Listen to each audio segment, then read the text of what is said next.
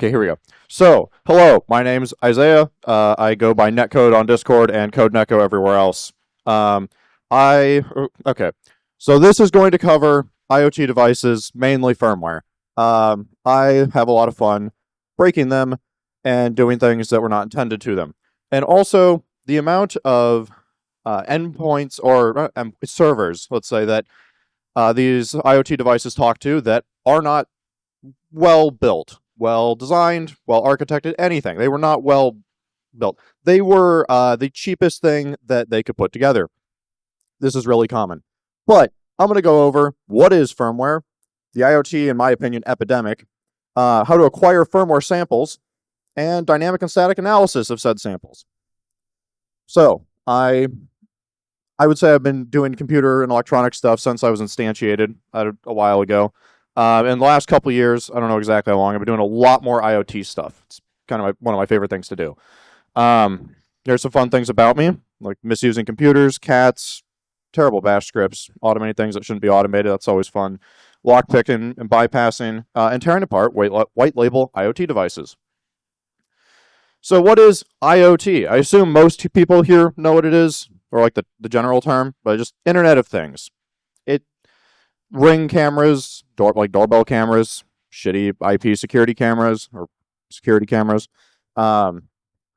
Sometimes you'll see some really fun stuff, like temperature sensors, humidity sensors. Those are kind of useful. My personal favorites are when people make things that just aren't needed, like IoT toasters. My toaster does not need to be connected to the internet. If I have to put the toast in, I can press the lever at the same time. This is not advantageous. This does not help me. Okay, what is firmware? So firmware is the lowest level, right? We have, your traditional operating system, like Windows, Linux, whatever. But underneath that, it can't, this operating system cannot interact directly with hardware. It needs something in between. And in the case of an operating system like Windows or Linux, OS X, whatever, there's a couple layers. There's OS, there's drivers, and then there's firmware. Firmware is what's running on the hardware. It's talking directly to the hardware. If you own it, you are God. That is, I guess I made 2 slides for this. That is the main key difference between these. Firmware talks directly to the registry, talks directly to the registers, can see everything, can do anything. There is no there's no limitations, basically. Unless the architecture of the chip limits you, you are not limited. Because of this, there's a couple major differences. For instance, I'm going to talk about this later, but emulation, you can't really easily emulate something like x80, like an architecture like ARM or MIPS that's going to be running on your embedded IoT device or embedded device of whatever sort. That is not going to work quite right on something like your laptop or desktop that's probably running x86. Whether x86, 64, it doesn't matter. It's a different architecture. It's going to run differently. Different instruction set, and there are translation layers. I'm not sure I'm going to talk about in a bit. But because of that, sometimes dynamic analysis can be a little bit more hard or a little bit more difficult. And because embedded is like this, there's a bunch of other things you have to deal with. The older libraries, no one updates things either because it's an embedded device with a little tiny chip on it that has the firmware in it, and it's typically read-only. Sometimes they do update, but it's not as easy as just updating Chrome. Like, Chrome is running on top of so many other things. It's talking to the internet. It's super easy to update. You can update embedded devices, but no one does because it's a pain in the ass, and if it breaks, you brick the thing. I guess I made another slide for this too. So, again, why firmware is so interesting. It's the lowest level. You are God. You can do anything if you have root on a device that is or does not have a traditional operating system on top of it. Well, even if it does. If you have firmware access, you are God. And it's often ignored. People write firmware, it works, then they don't touch it again. ever. You see stuff from like 2009. It's like that. You could have updated it a little bit. Maybe not giving me root by default. Maybe work a little bit for it. And here's why I think it's a fun target. You know, it's low level is fun. I mean, I hope most of you agree with that. At least I hope that's why you're here. I don't like fighting AVs.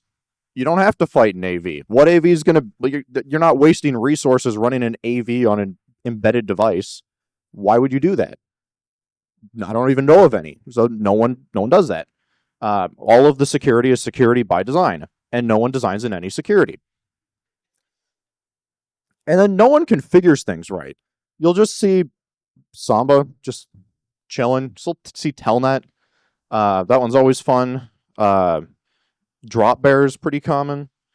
Just lots of outdated tools that... Well, drop bear's not outdated. Out-of-date drop bear. Lots of tools that are not needed, are very out of date, are never going to get updated, and they never configure them correctly. They always have embedded credentials, or they are like, oh, this FTP server, yeah, anyone can read or write. We didn't want to put another account on the device. We didn't want to do account stuff, so we just said it works, and we're good. We'll ship it. Minimum viable product, boys. We did it. Again, minimum viable product. Every single goddamn IoT device is just the minimum viable product. We have achieved, or we are given a budget of, let's say, 10 grand. Make a thing for 10 grand. It's not accurate, but whatever. You make the cheapest, easiest to manufacture thing with the most garbage firmware that you were able to put together that works most of the time relatively well. And then you sell it. And there's no security designed in there. And you can't really design in security after the fact. That's not how designing it works. And you have a maintenance budget? Where? Can I have it? Please? Please. I want it. Oh, oops. I already have my rant about smart devices. My apologies.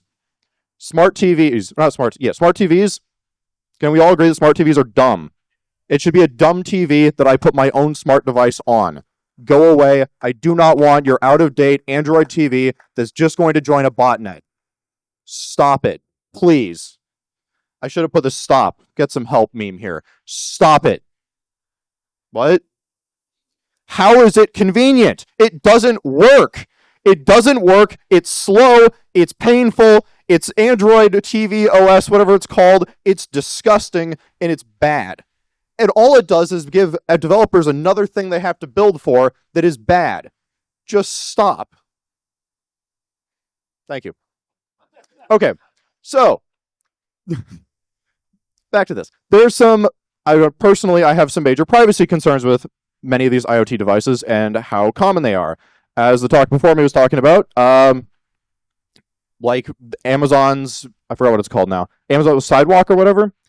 Like, that's just a bunch of IoT devices talking to each other without my consent. Why? Why are they doing this? I don't like this. I don't like this at all. We should burn it all to the ground. That's a good idea. That's one of my big privacy concerns with these. But also, these are all talking to some central server that isn't probably well built. And what if somebody gets in there? What could they do? What can they see? All these security cameras that I have, like let's say like Arlo or something. You have all these, or Google, I think they got bought by Google, didn't they? Anyway, you have all these security cameras.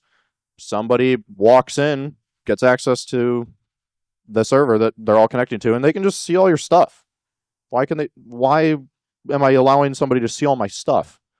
This is ridiculous. Also, another part of this, no one actually sets up or limits who can view security cameras usually. So, I don't know if you guys have gone dorking on Shodan or Google for security cameras. No one does anything to stop them. They're free.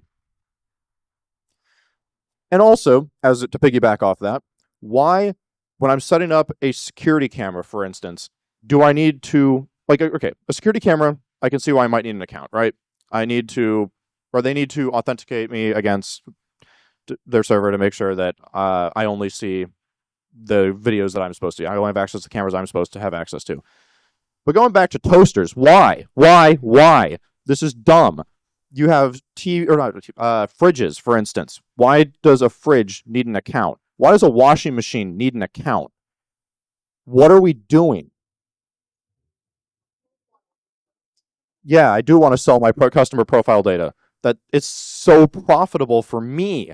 I want to do that on the premium device that I bought. Thanks, LG. It's Samsung. Okay, to get back on topic now. Firmware. How are we going to get the firmware? We have to analyze it. We have to get it. So there are two pretty easy ways to get it for the most part. You can either download it. There's a lot of places you can download it. Or you can get it yourself. I personally prefer the second method because I think it's way more fun. But I'm going to cover a little bit of both of them. Well, a little bit of download and a lot of extraction. I'm sorry. So to download firmware, usually manufacturers will have a copy that you can just download. You have to be careful. Sometimes that's not the entire binary. Like they'll give you a little tiny firmware blob that all it is the patch, like the last big patch, which isn't not necessarily useless. You can use it to diff it and figure out what major things changed, what they might have fixed. They don't fix things, or so the like. But sometimes manufacturers do actually just have full firmware blobs just laying around. Often those are encrypted. Well, the manufacturers that do leave full firmware blobs lying around usually encrypt them, and then as part of the update process, the old firmware has a key that will unlock the new firmware, and then they can continue. And occasionally they'll change those keys, but often they take a really long time to change those keys. So you can just keep on using the same key for many generations of the same major versions of the same firmware blob. Another common place you can find them is open S3 buckets, because all of these IoT devices that they're already out there that are meant to have over-the-air updates need to update from somewhere. They need to pull the blob somewhere. And if they don't want to deal with authentication, they just give you an open S3 bucket and say, have fun, just pull from this URI, and you can just take it. Sometimes you need to spoof a user agent, but usually you can just take it. Occasionally, well, not quite often actually, you'll find somebody who's being really nice and just distributing a blob that they extracted. I'm not sure about the legality of that. I imagine that some lawyers might have strong feeling, or companies and law firms, whatever, might have strong feelings about, for instance, me distributing all of Ecan's firmware for their security cameras, but I'm not going to question it too much, and I hope you guys don't question it too much either. And then in a similar note to S3 buckets, FTP servers, same thing. They just leave them. There's one if you want to go download some firmware. It's right there. So when you get into trying to get the firmware, downloading it, you have to worry about encryption, for instance. If you are extracting firmware yourself, then there's a couple other things you have to worry about, mainly bootloader security. If you are trying to extract it over UART, which we're going to get into in a minute, maybe the bootloader is locked down, and that's difficult. Maybe you aren't able to do it at all. Maybe the device has encryption at rest, so you can't easily dump the memory. Maybe it's encrypted at runtime. No one does that. But maybe it is. Maybe it has TPM or something like that. I believe Amazon, their newer products, I believe, uses TPM on some of them, which is really rude of them. I was hoping to look at those. So, what is a bootloader? The bootloader is the first program that's run. It is the very first thing when the device gets power that goes, hey, I got power, I got this to turn on signal, we're going to run this little program that's going to build out the file system and grab the actual files from this other area of memory or this other chip. We're going to get the operating system. We're going to get the rest of the system that's going to be running, grab that, put it here, run it. There are some pretty common bootloaders. U-boot or DOS U-boot, it's very common. Bearbox, haven't really seen a lot of. Red boot, I haven't seen a ton of. RT thread, I've actually seen a lot of in really, really cheap Chinese routers. I'm not sure why they use that over U-boot, which OpenWRT uses, but oh well. So, on to actually extracting the firmware. There's a bunch of options. The three main ones would be UART, JTAG, or flash extraction, or flash dumping. UART, if you have access to UART, whether like you have, depends on how UART's set up. It depends on the device, depends on how UART's set up, and it depends on if you have credentials. But if you do, you can often just dump every sector, like sector by sector of the flash in order over UART and over serial very, very, very, very slowly to your computer, and now you have a complete dump of the firmware. I personally don't do this one very much. I don't think it's very fun, but it is an option. JTAG is very complicated. I'm going to get into JTAG in a bit. Then flash extraction, my personal favorite. There's two different variants. There's on and off chip. Well, chip on and chip off, I should say. And we're going to get to that in a minute as well. So, UART. I don't know if you guys know what UART stands for. I'm guessing some of you do, but Universal Asynchronous Receiver Transmitter. The trick is RX, TX, and ground. Those are the only three things you need to know about it. Really, there's one other, but those are the important ones. Sometimes you'll see power. In my opinion, that's a waste unless I have a very specific reason to also connect power. I just don't. I connect UART with RX, TX, and ground, and turn the device on. Important to note, the RX stands for receive, and the TX stands for transmit, and you do not match RX to RX and TX to TX. That does not work. You match RX to TX and TX to RX, and ground to ground. That is how you do that. And then the other thing to know with UART is baud rate, which is basically how fast it's going to be sending information. Because it's just a serial connection, how fast it's going to be sending it. So that your device and that device are talking on the same frequency. If you don't pick the right frequency, it's going to look like garbage, just random bits. Nothing's going to make any sense. You're going to be very confused. This is what UART looks like on a router. As you can see, it's pretty simple. That, I believe, was ground. I don't know. I forget the order. I probed these to figure out which ones was which. But one of them is power, one of them is RX, one of them is TX, and one of them is ground. And you just probe them, like over there. You put it one pin in each and test them. Here's another one. This one is actually nicely labeled. They didn't even include power. They got TX, RX, and ground. It's kind of hard to miss. The one over there, they didn't label them very well. I had to go hunting a bit, but same idea. They have them there. They're labeled. You probe each one. And as long as you have, is it? No. Okay. Well, I forgot. It's on the next slide. But there's, I forgot the model. It's essentially a UART to USB converter, which allows you to probe UART, and then using a tool like Picocom on your computer, you can just talk directly to it. On to JTAG. I'm not going to really get into JTAG because it is painful. UART, nice and simple, serial, just back and forth, super great.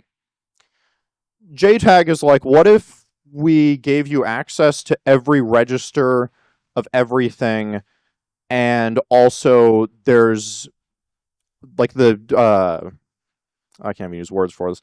The way that we're going to make this all work is about as complicated as like HTTP. Why? It's good for debugging. It is good at that, but no one actually uses it in IoT devices because why would you use JTAG? That costs money when you could just use UART and achieve not as good a result, but a good enough result for the level of quality we're going for here. But basically, JTAG is much more in-depth and allows you to get a lot more information than UART typically does, but is also significantly more difficult to work with and implement. So, Now we have UART on a device. Let's check the boot log. Like, what's going to be in here? You wire it all up. You wire up UART, turn the device on. Let's see what's in there. Okay, well, we can see it's just trying to get the file. Like, this is the bootloader just trying to get different regions of memory together and trying to get everything, I guess, started in the order it's supposed to start in and configured. There's a lot more to this. I omitted most of it because it would have been a lot of slides of this. But this is important. Sometimes you'll just see things like start address. I don't know. What's the start address for? Maybe it's important. Who knows? We can look at it later. Was it the physical ROM or RAM map? Who knows? Maybe that'll be usable or useful. CPU revision, return addresses, where it's jumping to the start of the image. Like, all right, well, now we know where the image actually starts. What else? Oh, here's a good one. Kernel command line. This one took me a bit. The usual baud rate I see on embedded devices is 115300 or 115200. And this one was using 38400, which is one I almost never see. And so it took me a couple tries because I just guessed baud rate. It's not that many. You start picocomp at the highest one and just keep on going down until you get readable output. I believe it's Control A and then Control D. You just keep on doing that. You'll get it. But here you can see it's the kernel command line, console TTY S0. Perfect. 38400. Okay. We can do that. I mean, the reason I got this is because I got that information because I already had the right baud rate. But you can see what it's doing. So now on to flash dumping. So there's a couple different types of flash, a couple different tools, and a couple different methods. So we're going to get into all of those. Different types of flash interfaces. You have SPI, QSPI, and I2C. There's also NAND and NOR, but those are not interfaces. Those are the actual types of flash. And for that, though that in this case is kind of irrelevant, we only really care about how we're interfacing with it. SPI, or serial peripheral interface, by far the most common. That and QSPI, which is just quad. It's like, what if we had it 4 times? It goes faster. It's very good. But in this case, we're going to be mostly looking at little 8-pin SPI flash modules, which are all going to just be regular SPI. And very, very cheap. Yeah. So to actually dump it, we need to use a couple things. We need to be able to connect our computer to the flash chip. We need contact on every pin, and we need some way of interpreting it, and then something on our computer to manage all of that. The tool that we're going to use on the computer is called Flash Dump, and it's amazing. I very highly recommend for SPI flash. It's, I believe it's open source, and it's free. It's awesome, and it works really, really well with the CH341A, which is the one pictured. It's like $14 on Amazon. I cannot recommend it highly enough. I have a couple with me. They're really great. You just want to dump some flash real quick. You plug it in. You run flash dump. It gets you the binary. And it's worked on just about every chip that I've tried dumping. It does not always write. There's a database that tells you if it can or what it can do with a particular chip. And with most unidentified chips, it can dump, but it cannot write. Just don't expect to write every single chip ever. So on to the methods of chip on and chip off. We're getting back to that. So with chip on, you are dumping the flash without taking the flash module off the board. It's soldered onto the board. You're not not desoldering it. You're not doing anything. You're just attaching leads to the chip and dumping it straight from there. Because sometimes you don't want to take it off. Whether you might damage it, whether maybe there's fragile components nearby, you don't want to hit them with a heat gun. Maybe you just don't want to deal with soldering.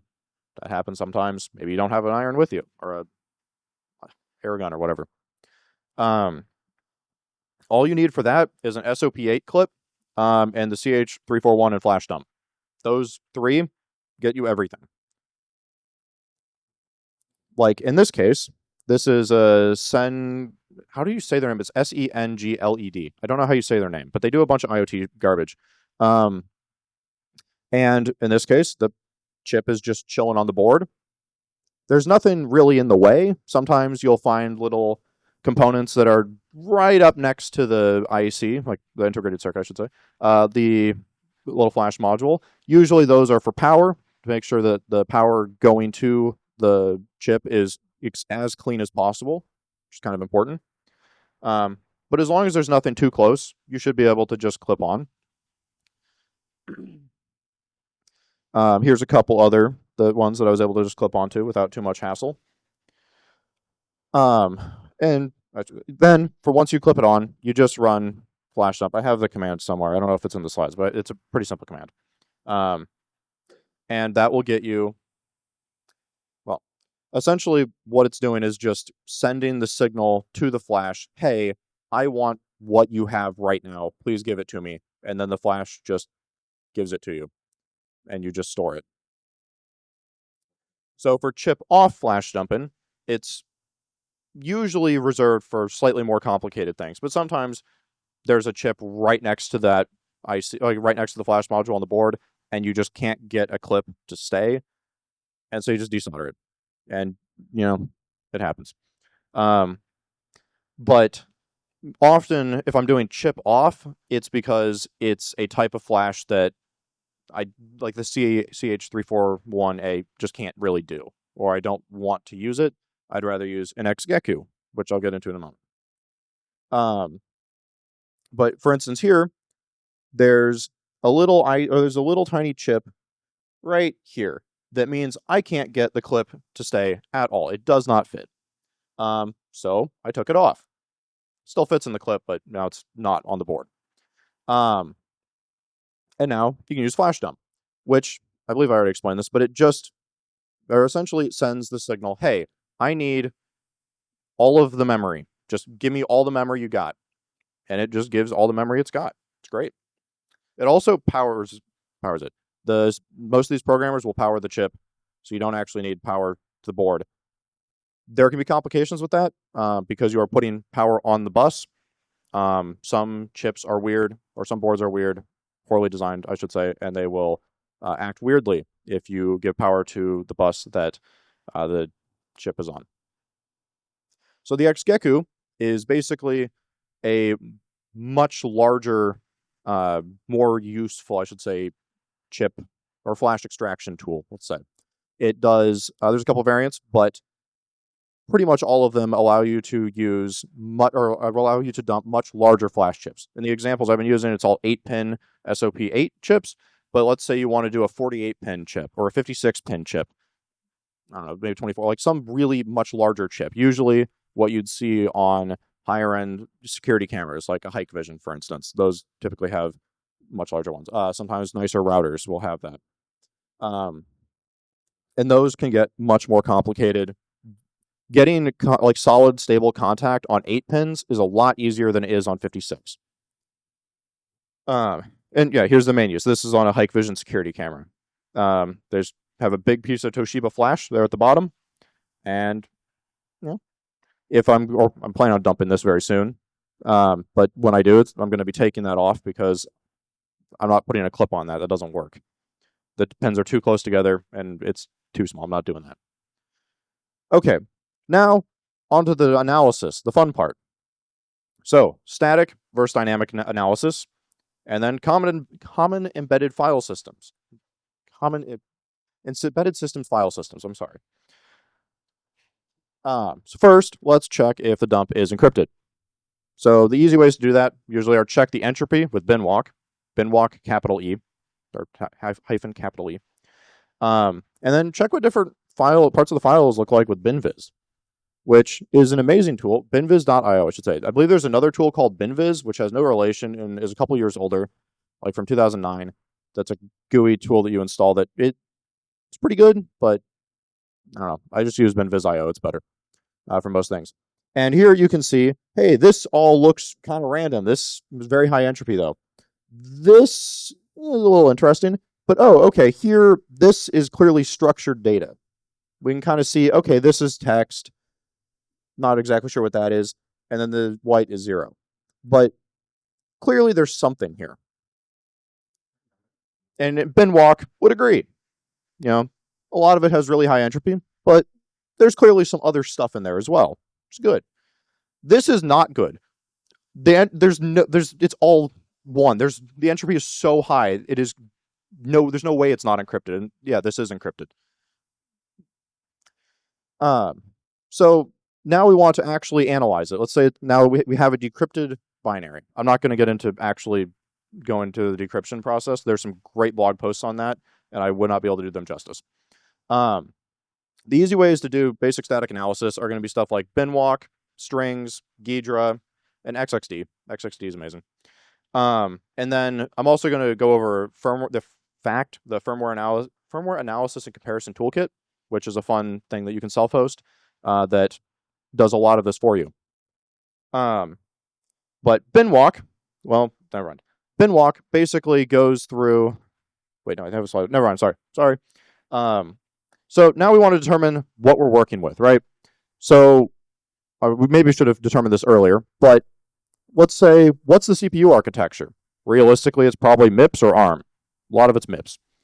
What firmware, or what might the firmware be based on? Like, if I'm tearing apart anything from Ecan, I already know what firmware they use. They just modify it slightly depending on what they're doing. So I'm just going to be like, oh, okay, well, the root password or the root credentials are going to be root Tina. It's not. I don't need to tear it apart. I know what the root password is already. But you might want the kernel version, for instance. See if there's anything that would allow you to escalate privileges, which you never need to do. You're always root anyway. You're either completely unprivileged or you're root. Because they just run everything as root, including web servers. And then if there's BusyBox, which I'm going to get into in a moment, what version is it? How out of date is it? Okay, so now we're going to continue with the extraction. I'm sorry, I'm jumping around a bit. Let's say we have this blob.bin, which is from this smart home hub. Like, I don't know what to call it. It's a smart home hub. It's terrible. Let's say I want to know what's in this. I could manually go through and try and find things that look like they might be part of the file system, or go through the boot log and say, oh, well, starting address is here. I'll extract that part to the next place it says it's starting something. But binwalk just goes through and tries to find magic bytes for files and file systems, and then helpfully extracts all of it. Importantly, you need, I think I have a slide about a couple other tools it needs, or dependencies. But this allows you to get a pretty darn good idea, if not everything, from a binary file to, oh, we have a file system. We know how these are put together. We know what's in here, and we know a bit about it, like if it's little endian or big endian, whatever. So on to file systems. Common file systems that you're going to see are going to be SquashFS and JFFS2. Generally Flash file system 2. One was terrible. It was so good we had to make a second. So the very key difference here is SquashFS is read only. You cannot write to it. JFFS2 is writable. So usually you'll see JFFS2 for user configurations. Like, oh, you want to set the Wi-Fi password, like you want to set the SSID and the password for your Wi-Fi network that this is connecting to. That will be stored on the device in the JFFS2 partition or volume. I forget the term they use. But to extract them, where we need a tool to extract them. In this case, we're going to be using okay, never mind. At some point, oh yeah, here it is. So to extract them, we're going to be using unsquashfs, which works pretty well, but has some problems because vendors hack together their own implementations of these file systems because they're dickheads. And Sasquatch is a patch that for unsquashfs that handles most of that very well. And then for JFFS2, we're going to use the tool called Jefferson, which if you have these tools installed, binwalk will just run them for you and just continue extracting everything. It's very helpful. So now we have binwalk, or we've run binwalk on this, and we have a decent idea of, well, we have the files now. What's the layout? Personally, I'm a big fan of exa, or XZA, and tree. So here is what, or part of what, forgot which camera this was. Oh, this is an eCan camera. This is what part of their directory layout looks like. And you can see there's some interesting stuff there. Like, for instance, sudo init. What's sudo init? Is that the next? No, okay. Next up, or next, you want to know, let's say, how are these file systems laid out? How are they mounted? How are the directories laid out? Because if you want to actually get something here, if you find something but it isn't being run, then did you really find anything meaningful? Like, if it isn't actually running on startup, is it useful? An easy way to find out what order things are being run in, if they're even being run at all, how they're mounted, whatever, is fstab or fstab, init tab, and then whatever other init script they're using, like sudo init. And if you want to find particular files, I assume most of you guys know grep, or find, but rip grep is my personal favorite. It's just recursive grep. And then just exa or some other way of just looking through the file system tree. And then also guessing. I mean, it's configuration files where they'll probably be in a folder named configurations or config or something like that. Just look around. You'll probably find them. Other useful or other tool that you want to look for is BusyBox. It's a small utility for embedded Linux. Really great. It's a single utility, does so many things. It only does the things you compile it for, but that can be whatever you want, basically. It's called the Swiss Army. I think their slogan is the Swiss Army knife of embedded Linux, which it is. To use BusyBox, as long as you have it compiled to do the thing, you just symlink. You're like, oh, let's say, I want awk. Did I compile BusyBox with awk? Perfect. Then I just make a symlink in user bin called awk, and now I have awk. It's great. And if you want to find out what version it is, it's BusyBox help. This is what running on my laptop, but yeah. So you're looking for configuration files, used grep, rip grep, find whatever. You found some, let's say like Samba config or Samba password. It's surely / in case you want it. Actually, it's for the Smart Home Hub. I don't know why they use Samba, but you can just walk in. Usually they're going to be .conf or .ini, so you can usually just find and grep for inis and conf files. Sometimes they're going to be embedded in like custom applications or custom utilities, and you're going to need to like run strings on those or Gija or something. But often you can find lots of fun stuff from conf and ini files. So now you want to find the misconfigurations. It helps if you're somewhat familiar with how the Linux system is, or like how the system might be set up on another more normal system. Like, how is Samba normally configured? How would I normally secure Samba? Why is this not secured? Or how is this incredibly unsecured in some way? It helps if you are somewhat aware. But usually, you can just read the config files. They're usually documented, like lots of comments. Or you can just guess, like, oh, we declare a URL here. Then we declare a username. Then we declare a password. I wonder what it could be. Maybe these are for the same thing. And not every misconfiguration is exploitable.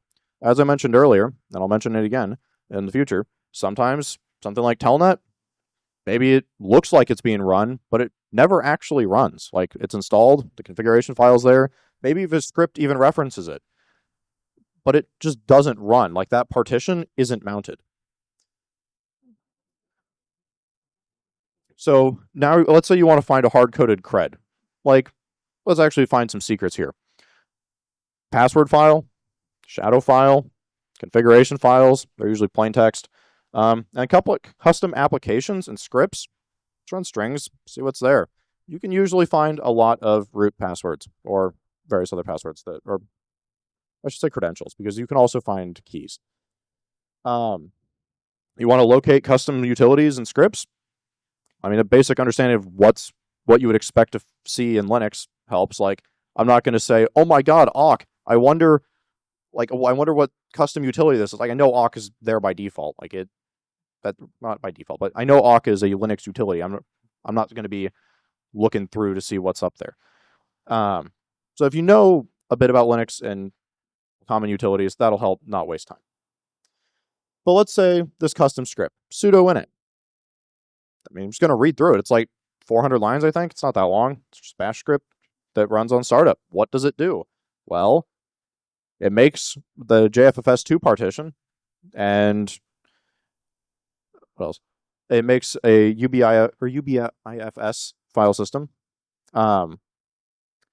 It tries to update if it can from their very bad update server, but it tries.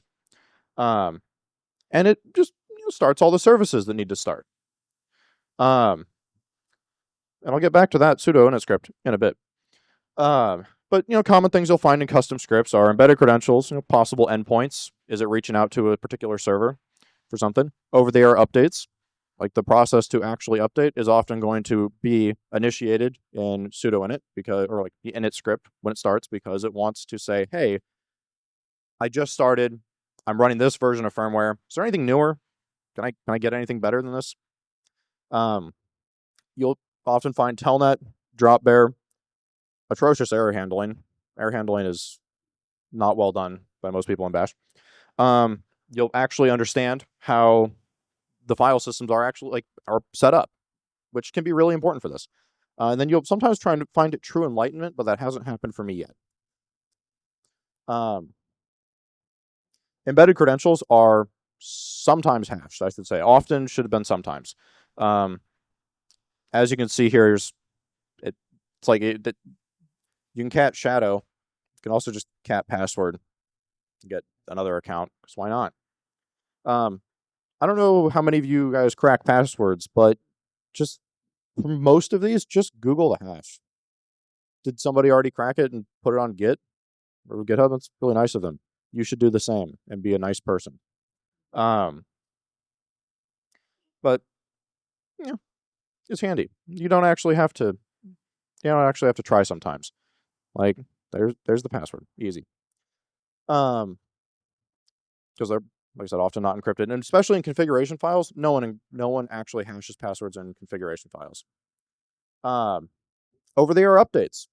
That can be a pretty big security flaw sometimes if the server is not secured, and they sometimes are, but not always, and often not well. But like looking into the update process, you can sometimes get some really valuable information about how it's updating, what's running, why. True enlightenment. Telnet. It's Telnet. It's Telnet-D. It's very simple. It's usually built into BusyBox. It's usually there, but it's usually configured, not always run. Here's sudo init again. Here's the same script, sudo init, from two different file systems. And you notice on the same device. And you notice one of them, telnet's not initiated, and the other one it is. I don't know why that is, but that's not necessarily a vulnerability if that one says, yeah, we're initiating telnet or starting telnet, but this one is the one that actually runs and isn't initiating or starting telnet. It's not really a vulnerability then. Usually for SSH, you'll see dropbear, and it's often incredibly out of date, like 5 to 10 years out of date, because reasons. No one wants to update. If it works, why would you break it? Appalling script handling, like error handling in scripts or errors, or custom applications. It's always Bash. No one handles errors right in Bash. There's some fun, weird, and wacky file system setups, as I mentioned earlier with JFFS2 and how it is layered on or like overlaid on top of SquashFS, because SquashFS is read only, and so if you want your main file system to be read only, you cannot write to it at all.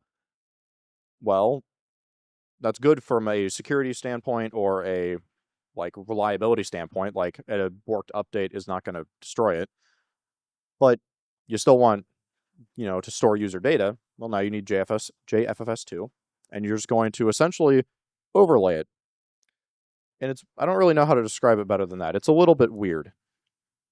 It's fun though. And it allows you to store user data. Now, looking at custom utilities, like one I think I'm going to mention is CI apps.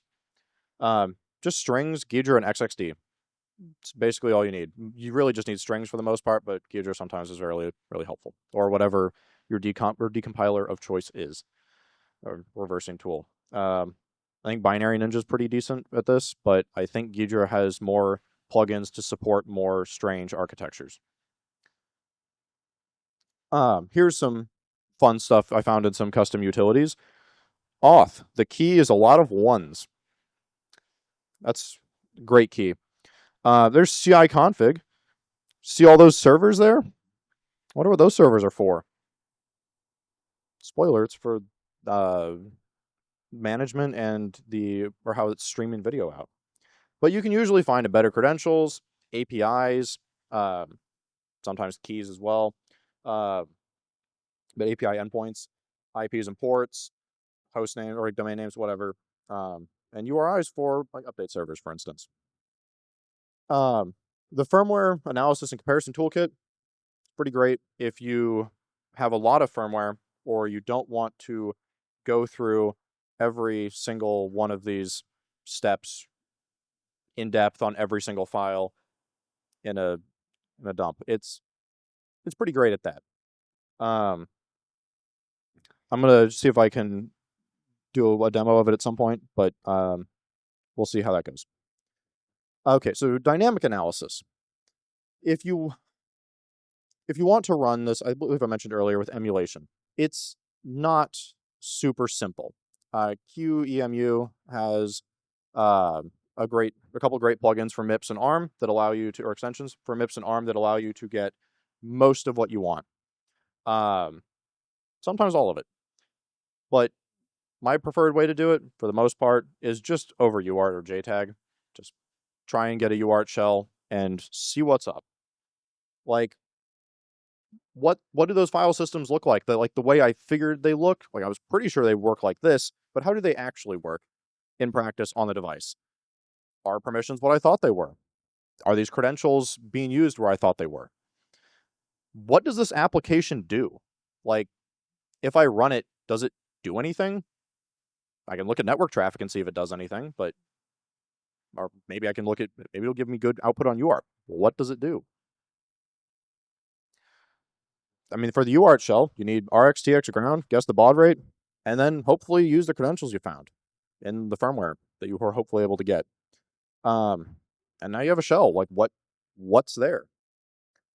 Shell options. I mean, JTAG has some ways of getting shells, but it doesn't really use shells as much. SSH sometimes, like if SSH is enabled and you already got the account credentials for SSH or have SSH access, just use that. Telnet, same thing. And then network traffic. Well, I'd like to do more about dynamic analysis, but it is significantly more in depth than static analysis, and I don't have enough time to. I don't think to do that. Yeah, I don't. I'm sorry. However, there's some great fuzzing tools like AFL plus. One of my friends actually just got. He finished his rig for AFL plus to fuzz TAPO cameras. So that's a fun project. So network traffic. That's a whole other section of this. These are all IoT devices, Internet of Things. They're connecting to servers. What are they doing? How do we get it? What's in it? I mean, for the network setup, I mean, the way I wanted to do a lot more with this, but I was moving and I had to rebuild my network, and I did not get that done in time. I apologize. But usually, dedicated VLAN, man in the middle, everything, you win. It's a victory. I mean, analyzing network traffic, you're just doing a TCP dump and then Wireshark. It's not terribly difficult or complicated, but it's fun. One fun thing is some of these use SSL. They never, ever, ever use certificate pinning. They just don't bother. You can do whatever you want, man in the middle wise. And essentially the same deal. It is essentially the same deal when it comes to whatever apps they use to talk to these cameras. And you can often find credentials in those. I was hoping to look at fact here, but we'll see if I have time. Here's fact. Well, wait, hang on. Yay. Here's fact. So let's say I want to look at this Ecan doorbell camera. I uploaded it to this, had it go through a bunch of analysis on this. Oh God, never mind. I don't have internet here. I apologize. That's not happening. I'm sorry.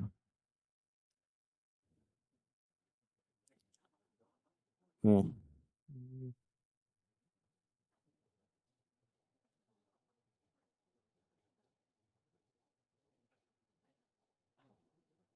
Okay, sorry about that. I was hoping to do this. So I guess in conclusion, ways that firmware can be better secured, locking down the bootloader, making it difficult to dump over UART, not just divulging all the information ever. Stop shipping things in debug mode. If you don't ship them in debug mode, it makes this a lot harder. Stop embedding credentials. Stop. Dynamically generate them. Stop embedding them. And encryption at rest. Also, if you really want this to be well done, use TPM or some other way of holding on to keys of some sort. But that costs money, and as a result, it's never going to happen, let's be honest. Possible impacts of some of these things. I get to have fun. I hope you guys get to have fun. It can be an initial foothold on a network, especially with routers and IP cameras. Especially routers. Botnets. Who likes IoT botnets? Mariah is everywhere, but there's so many different versions of it. I don't even know what to call Mariah anymore. But, Mariah, Mozzie, stuff like that. Does anyone have any questions? Yes. If you have an XGECU, is it worth getting the CH438? I have both, but I don't know. The CH341 it's really convenient. Like, if I want to use an XGECU, I have to open their software, which doesn't like Linux. There's an open source rewrite of it that is much better and works on Linux, but it's a lot more effort than running flash dump. And for $14, I just have both. When you're trying to flash off the chip without how are you doing that? Soldering. Doing chip off, like if I'm doing chip off extraction. For chip off, actually I should have had a picture of one of the clips here. I'm basically I'm desoldering the chip, and then there's a little holder that it will basically pop into. So as long as I clean up all the solder off of it, so it's just the chip and its pins, there's nothing else, I can just set it in there, it'll clip in, and then it makes pretty good contact with all the pins. Worst case, you'll have to sometimes solder, like if you have a really weird pin or mangled pin or something, sometimes you'll have to resolder it to a daughter board or like a sacrificial board and then plug that in. But usually you don't need to do that. For some of the chips that are running dual architecture, such as ARM32 and now RISC-32, are you seeing the tools being updated for the newer architecture? Like QEMU? Yes, I believe there's some pretty new versions or extensions for QEMU that allow emulation of those. But I haven't encountered those in IoT device or the cheap IoT devices I end up getting recently. What was the tool that you were using to attach or like connect to Connect to the chip? Yeah, specifically to the pads without having to solder to them? Oh, okay. Like the tool I was using for test pads. That is a PC byte. They cost I think like $180 for the whole kit, and unfortunately, it's worth every penny.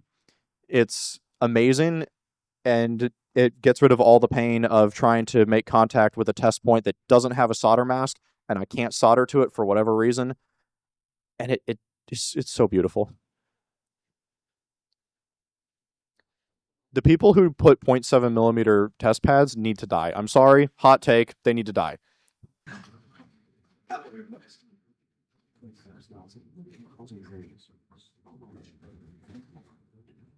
I was gonna, like, coming across, has anything surprised you? Like, how well secured something is?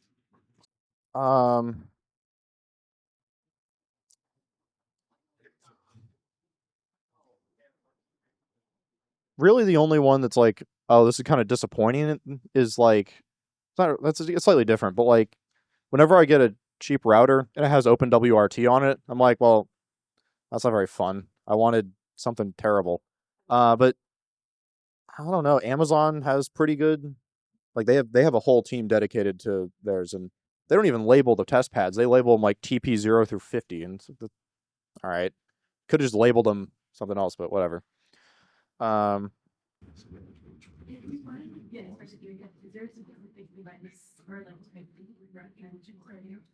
If you just want to get started, I would suggest going on Amazon.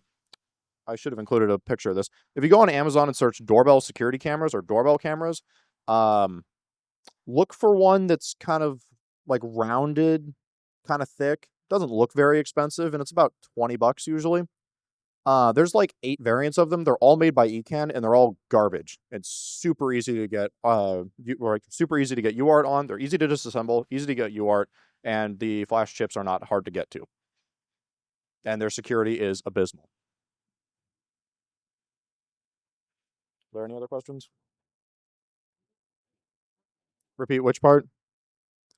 Ecan or EKEN, I believe, or EAN. I think EAN. They make very, very cheap security cameras, doorbell security cameras, light bulb security cameras with pan-tilt zoom that are running the exact same firmware as the doorbell ones, but with pan-tilt zoom.